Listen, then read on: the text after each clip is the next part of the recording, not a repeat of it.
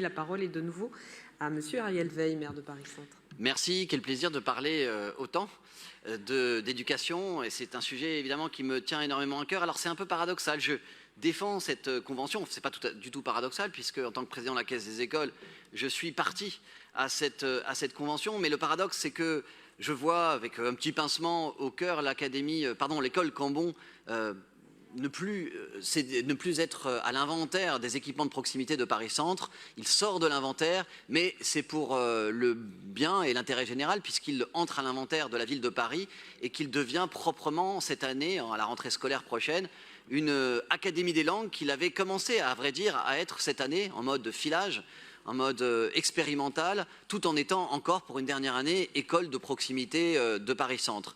Je le dis ici avec aucun atermoiement parce que nous soutenons depuis des années ce très beau projet, qui, il faut dire, est le fruit d'une très belle coopération entre le rectorat et la ville de Paris. Et il faut le dire, quand on travaille très bien ensemble, Patrick Bloch et le recteur, l'ancien recteur d'ailleurs, Querero, qui était extrêmement investi dans ce projet-là, ont beaucoup œuvré pour faire émerger cette Académie des langues qui est un très beau projet. Et je me félicite de ce que Paris Centre non seulement continuera à l'accueillir dans son sein, mais même participera à ce projet de mille manières. D'abord sur le plan pédagogique, en envoyant des classes comme nous l'avons fait toute l'année, mais aussi en fournissant les repas. Voilà, modeste contribution que de fournir le repas avec la Caisse des écoles de Paris Centre. Mais c'est aussi l'occasion de revenir sur l'incroyable importance de l'enseignement des langues.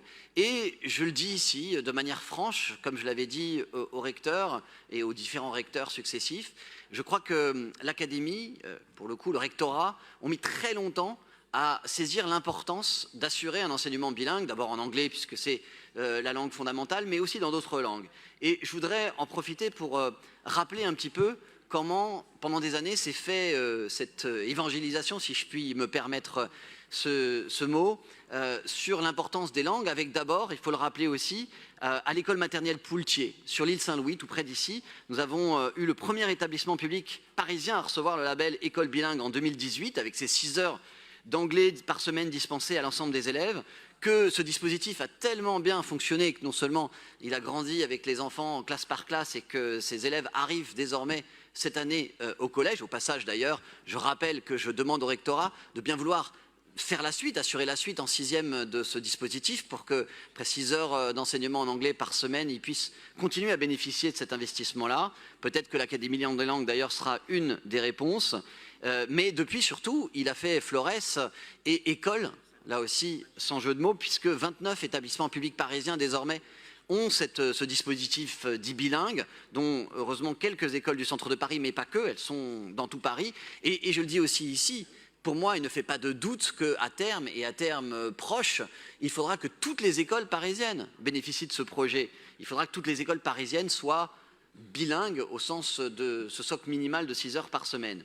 Et quant à l'école Cambon, elle va assurer à Paris un dispositif extrêmement précieux, cette école d'immersion, ce séjour linguistique sans quasiment voyager, même si des élèves pourront venir de tout Paris et de juste à côté. C'est dans ce bâtiment que d'ailleurs, depuis déjà la rentrée dernière, une centaine d'enfants, 4 classes, s'immergent chaque semaine dans un quotidien anglophone avec des méthodes pédagogiques qui sont innovantes. Et dès la rentrée prochaine, l'Académie accueillera des élèves de maternelle avec à terme l'ambition de proposer l'enseignement d'autres langues étrangères aussi. Et également des cours de langue pour les adultes le soir. Alors, je ne veux pas revenir sur l'importance, je pense que tout le monde y est acquis ici, sur l'importance de l'enseignement des langues étrangères dans nos écoles publiques, à quel point c'est un enjeu fondamental pour la qualité, pour l'attractivité de nos établissements publics scolaires. Je regrette qu'il ait fallu tant de temps et sans doute la concurrence des écoles privées.